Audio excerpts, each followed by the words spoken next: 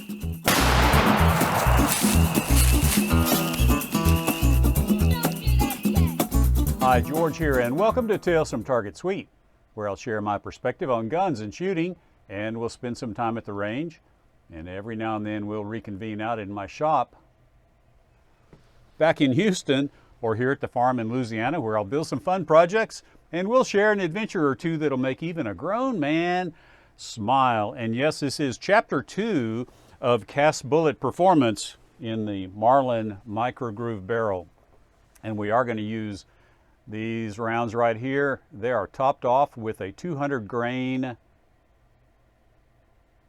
cast bullet from Montana Bullet Works.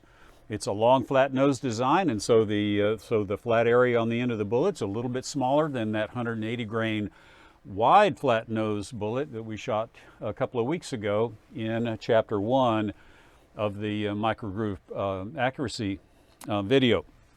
And so we're a little bit closer to the sweet spot on cast bullets for the Micro-Groove rifle with this guy, because this bullet is sized at .359, which is 1/1000th larger than the groove diameter of this barrel. And the groove diameter is the largest diameter, not the rifling, which is that's actually the bore diameter, but the larger diameter is the groove diameter. And this thing is sized at 1/1000th larger than the groove diameter. But one of the other things we didn't talk about was, some information about picking cast bullets. And so the size of the bullet is one thing. The hardness of the alloy is another, because if you shoot too soft of a bullet at too high a speed, you're going to get leading in your barrel really bad. And so these are really hard cast at 22 Brinell. They're actually heat treated, which means that they have a tiny trace amount of arsenic, because the arsenic allows something to happen when the bullets are cooled as they come out of the mold. And so some of you guys that are really bullet casters can jump in the comments, because you're going to know more about this than I am. But anyway, let's get started. Like I said, I'm going to shoot the first 2 groups at real time, and then we'll speed things up and then head back down where we started out this video. And we're going to shoot one of these rounds into the ballistics gel, and I'm going to try my best to make sure that super slow-mo camera works. And one other thing, in last week's video, the 1892, I had trouble getting it to cycle rounds, and I solved that problem. So if you stick around to the end of the video, and I'm going to do a segment on what I did to fix that cycling problem. So I hope you'll stick around for that. But let's get shooting.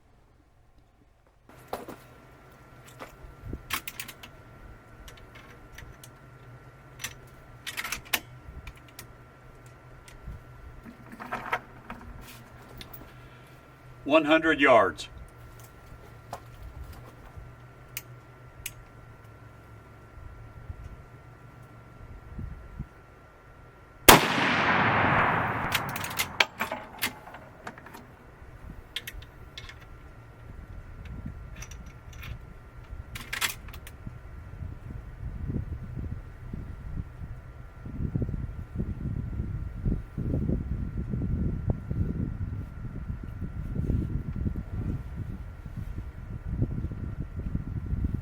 For some reason that didn't, for some reason the big orange didn't record.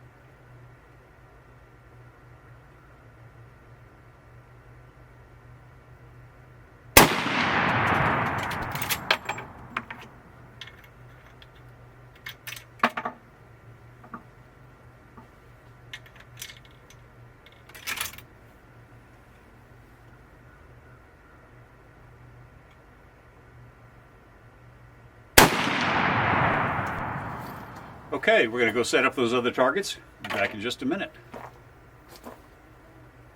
Okay, here we go. Group 2, and I'm going to speed things up.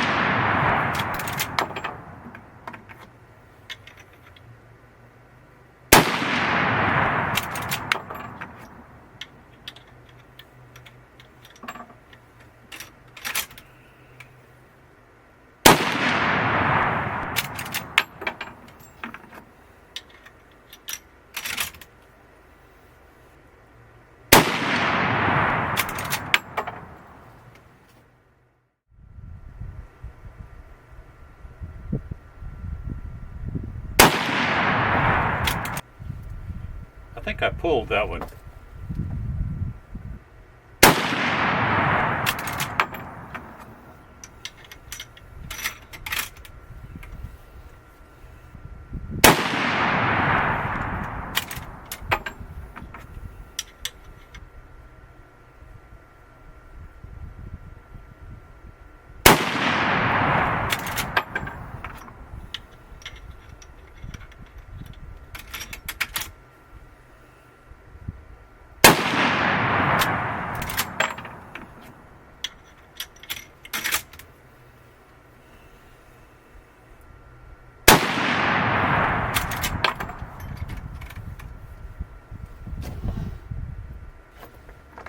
One thing you guys aren't seeing, I didn't put it on camera, but right off camera right there is a fan. And so when I go down range to change the targets, I'm putting the fan on the Marlin here, getting her cool back down so we're not having any barrel heating issues. And I'm just about ambient temperature after a 4 or 5 minute fan run. So just wanted to answer that question if you had it. So here goes our last group.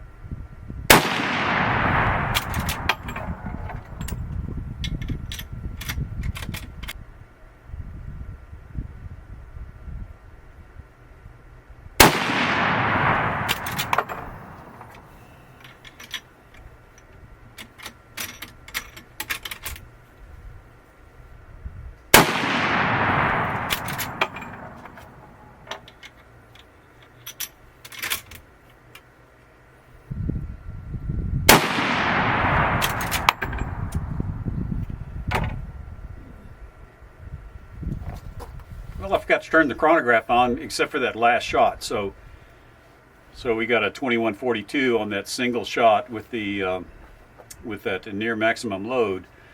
And so let's go down to the sunshine, down to the ballistics gel, and we're going to talk about these targets in anticipation of what I'm sure is going to be an exciting finale. Well, this is take two because I forgot a really important piece of information about this bullet. And so I'm going to go through these targets one more time for all of our benefit.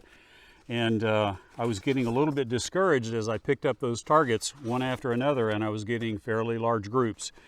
But we finally got there. So let's take a quick look. And our first, our lightest load, which I knew the Varget likes to have a full case, at least that's my experience. And the first group we shot was, or the first group we shot was 2.8 inches at 100 yards. The second group was 2.3 inches at 100 yards. And then our next group, next up the power chain, we had a really good group of 1.5 inches. But then the sister group using the same load was 2.9 inches. Now, some of this may have been my fault. I fully accept that. Now, going further up the food chain, there was 2.5 inches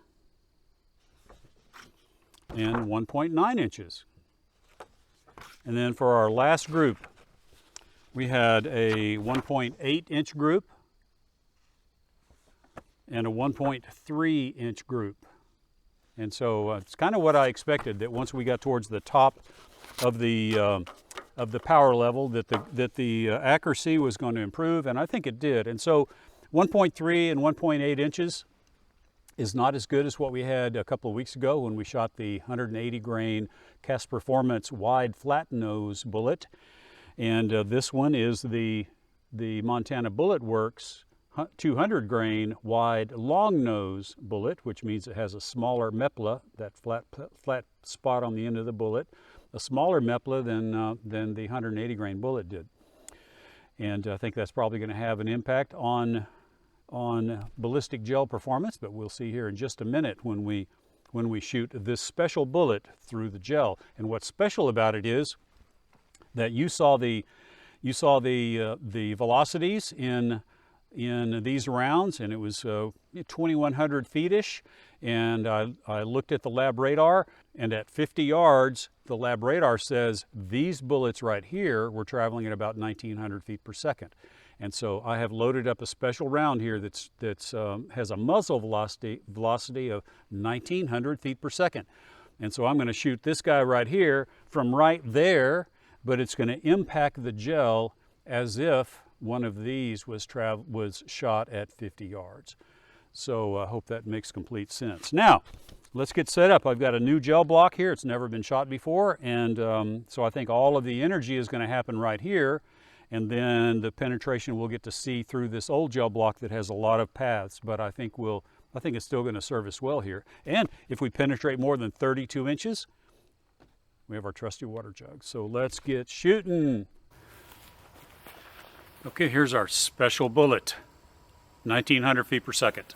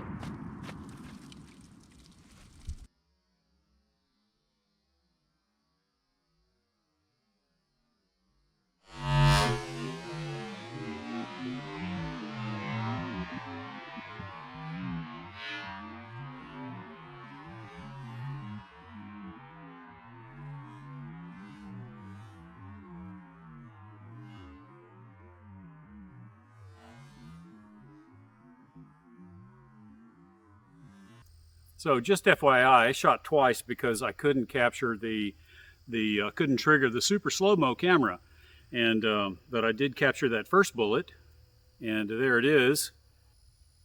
And the second bullet went through the side of the water jug and bounced out, so I don't have that second bullet.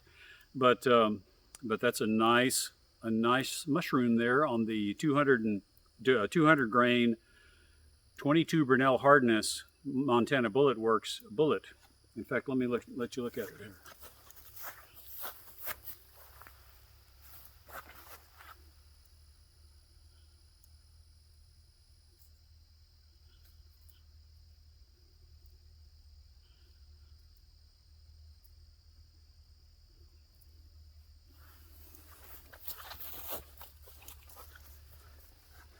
And we captured that in the second water jug. So lots of penetration, 2 blocks of ballistics gel, and 2 water jugs, or at least we caught it in the second water jug. So wow, that's really something. But right now, let's take a look at that Winchester model 1892, and I'll show you where the failure to feed was happening. Okay, here's my Winchester 1892, the same one I did the video with last week, the one that wouldn't cycle the Hornady XTP bullets. I've got it loaded with 9 dummy rounds, and so let's open the bolt, and it presents 1 round here. The problem is that this right side cartridge guide rail right here, this guy right here, is the distance between the right side guide rail and the left side guide rail is the same distance as the diameter of the brass case. And so to get the rim through there, there's this angled cut right here. And there's one on the opposite side as well. Well, it just so happens that the bottom of this angled cut had a sharp edge, and so and I'll close the bolt here in just a minute, and you can see it moves the cartridge forward until the rim reaches this cut, and then the rim, the base of the cartridge, comes up and is presented into the chamber. So let's watch that happen. Okay, it's going to go up right now. Okay.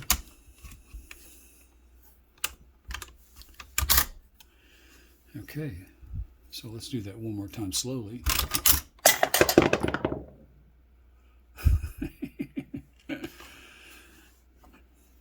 Okay,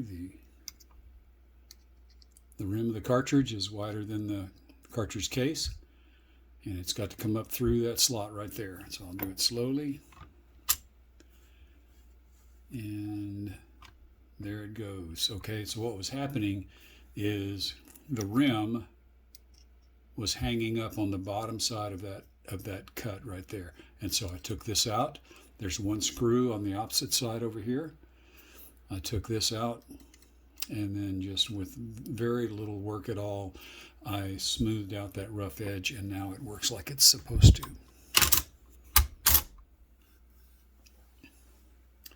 And so let me back the camera out now, and I will cycle through the remaining rounds really fast and show you how it works. Okay, here we go. I'm not sure where these rounds are going to go, these dummy rounds, but let's cycle it really quick and see what happens. I've got safety on just in case, but they are dummy rounds. I just made them.